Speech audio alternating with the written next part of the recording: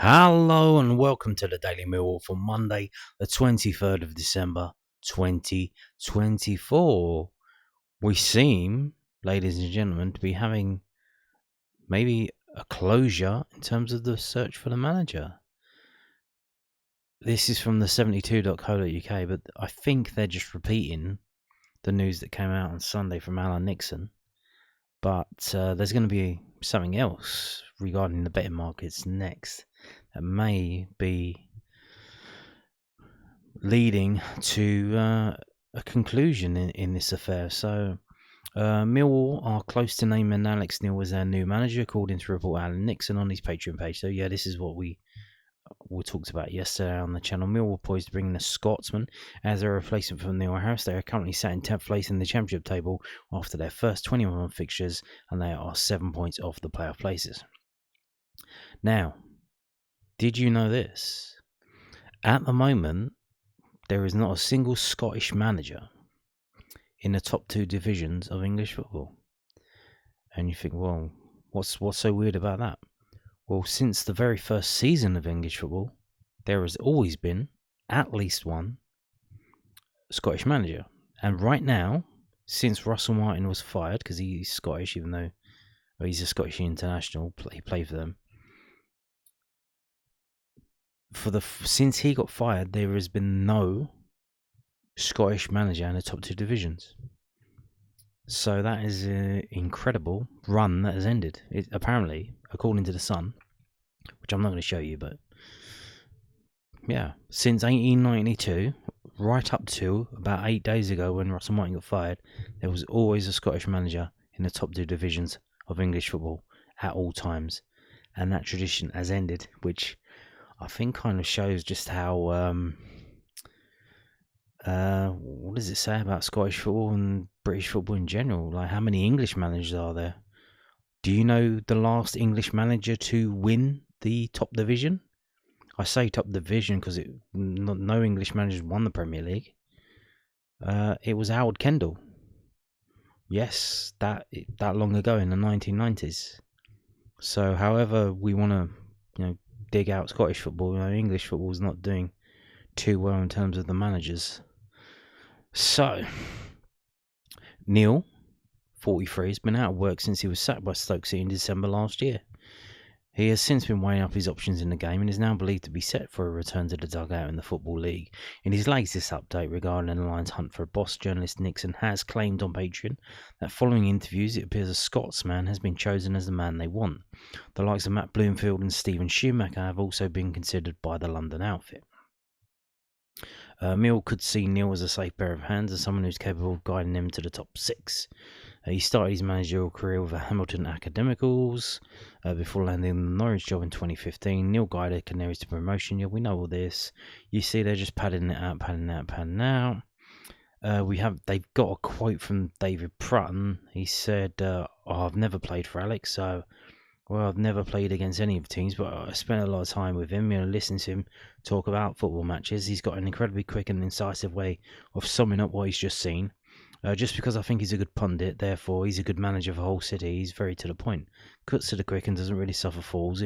He's very committed in his decision making and understands how he wants to play football and handles everything around it very well.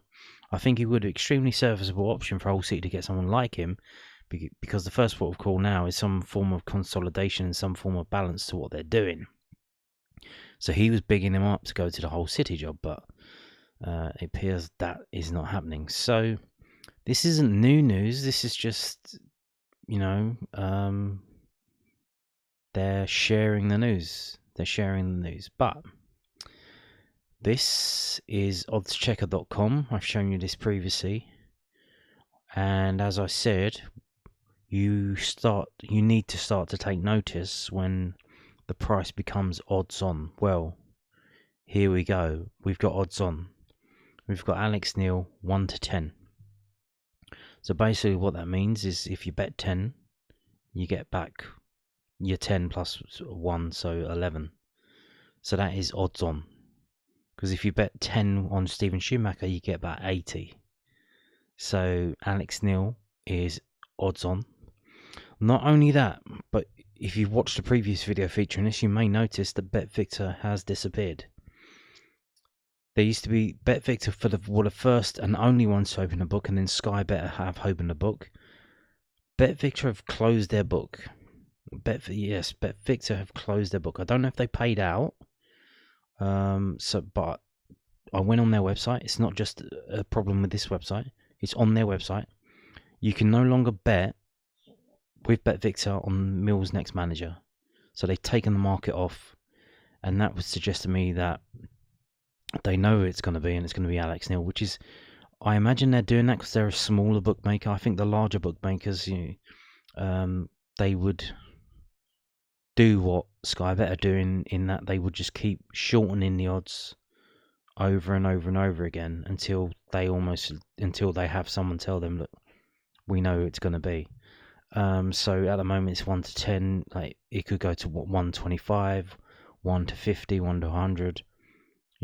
It gets more odds on the more certain it's going to be. That's what they do. But BetVictor decided, let's just take the book off and let's stop taking bets. Now maybe no one was betting on it, so maybe it's because of that. Maybe it's not to do with they know who the manager is going to be. It maybe no one was betting on it. If we scroll down, the Alex Neil situation seems to be purely based on the news that came out yesterday, in that Alex Neil is an orange, and that means he's only had 13% of the bets on him. So it's not that everyone's lumping on, driving the price down, because there's only 13% of bets. Schumacher's had more bets on him, 22%. Mark Robbins, who's ruled himself out, so people jumped the gun there when they jumped on that. I think they were trying to manifest it, so they bet on who they wanted to be a manager, not who they thought was going to be the manager, more of a hopeful thing. And Matt Bloomfield, he's got 14%, so he's got more bets than Alex Neil. So it's not that the money's been piling on Alex Neil, so it seems to be based purely on that news, or maybe some inside information. We don't know, but you cannot bet on this on BetVictor anymore, and it's 1 to 10, so it seems to be Alex Neil. So we wait. So what happens now if it is Alex Neil? Maybe it isn't. Maybe the situation was that they had the interview with Alex Neil. Obviously, maybe they did do the interview on Sunday. I don't know. Like, maybe they did do it on the weekend. But you would imagine now that if it is him, that they would probably wait until after the Norwich game, maybe on the Friday or the Saturday, and they announce it, and they do what a number of clubs have done in the past, is that you announce the new manager, but then you say he will be at the Coventry game, but he's not going to be taking charge of the team. So Livermore will still be in charge for the Coventry game, the Norwich game as well, and the Coventry game. But then Alex Neil will come in on Monday the 30th, first day at training, to get the team ready for Oxford. So I think that's what they're going to do. Obviously they got lucky that this Christmas week, Tuesday, Wednesday, I think a lot of people are going to have other things on their mind rather than who the next Millwall manager is. So I think they can probably just hold it off until later on in the week. Now maybe it's not that. Maybe it's they have had Alex Neil interview, and they've said, he come out of it and told everyone he's done really well in the interview. I don't know if you did that back in the day when you were at school, if you had an exam and you felt like you did really good in it, and then you came out afterwards and you told everyone, you told all your mates, how'd you do? I've done really good. And then you got the results back and you're like, oh shit, what the C? I got a C, a B? Because you thought you smashed it, and it's no, you're just, you're so dumb, you didn't know that you didn't know the questions. So you just piled through it and just answered just random shit that I'm sure the geezer marking it was just cracking up at.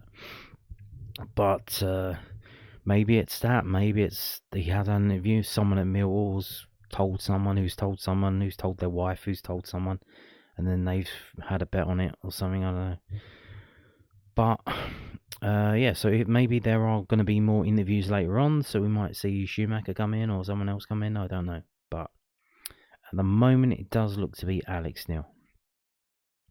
So now, moving on to this from southwarknews.co.uk. Some more post-match stuff from David Livermore.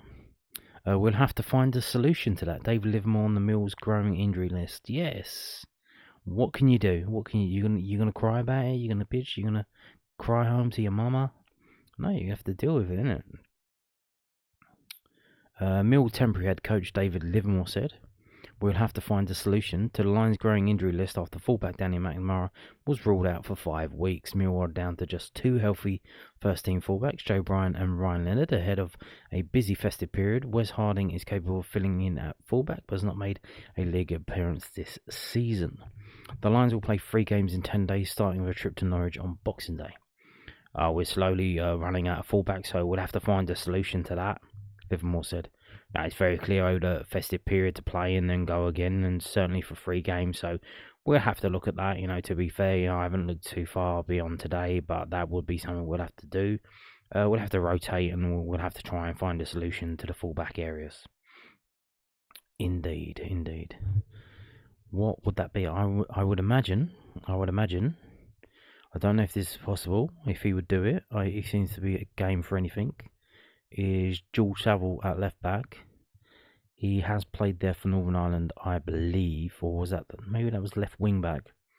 But I think he could do a job there, and maybe it could be a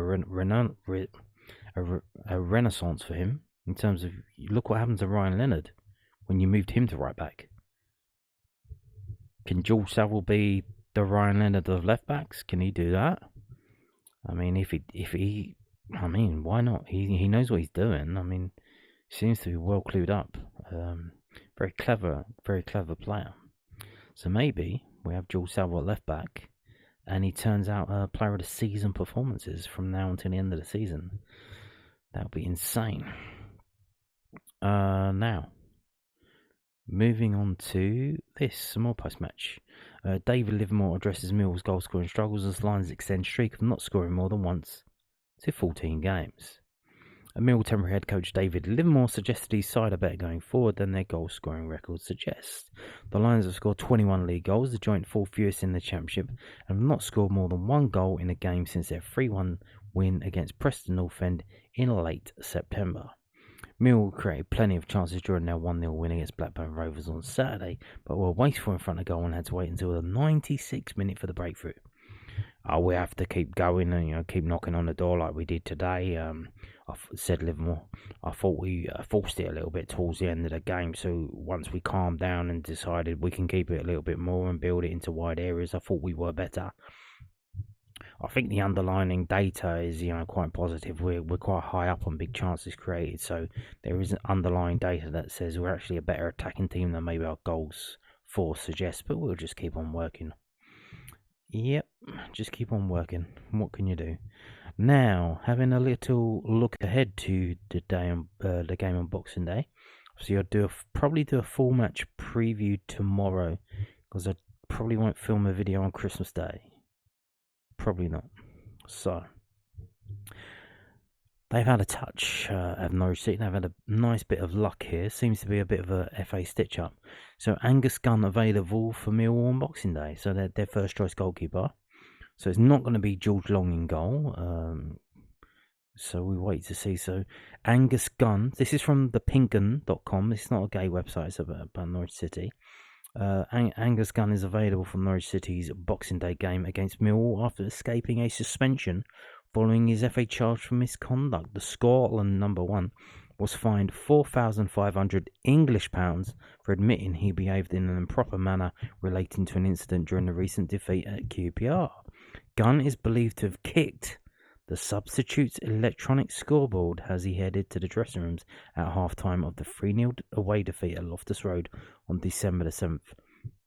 So the board that they hold up to tell you who's coming on and off and how many extra minutes there's going to be in the injury time.